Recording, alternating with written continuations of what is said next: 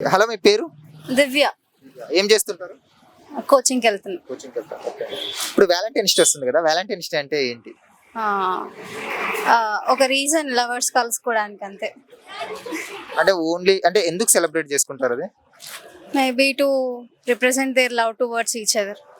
అంటే ఓన్లీ లవర్సే చేసుకోవాలి, సింగిల్స్ చేసుకోకూడదా? వాళ్ళకు కూడా లవర్ ఉంటే చేసుకోవచ్చు. మీరు సింగిల్ కమిటెడ్ అండి? సింగిలే. సింగిలే. Okay. In case Valentine's day రోజు ఒక అబ్బాయి ప్రపోజ్ చేస్తే ఏం చేస్తారు?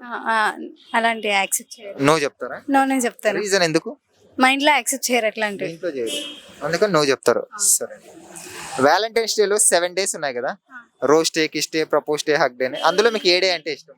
ఆ, ఏదైతే సండే ఉందో ఆ రోజు ఇష్టం. ఎందుకని? సండే అయితే ఇంట్లో కూర్చోవచ్చు కదా. అంటే సండే లేదు కదా వ్యాలంటైన్స్ డే రోజు. మేబీ ఆ 7 days లో ఏదో ఒక రోజు సండే. సండే పడుతుందా? సో ఆ డే అంటే ఇష్టం అంటారు.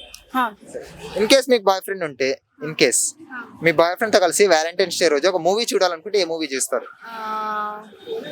మేబీ ఏ మూవీ అయితే చాలా బోరింగ్ ఉంటుందో ఆ మూవీకి వెళ్తాను. ఎందుకని?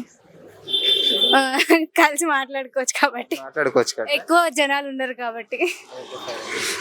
అంటే ఒక అమ్మాయిని ఇంప్రెస్ చేయాలంటే ఏం చేయాలి అబ్బాయి? ఏం చేయాలి? మేబీ ఇవి ఫన్నీ క్వశ్చన్స్ అన్నారు, మీరు ఏమైనా అడుగుతున్నారు.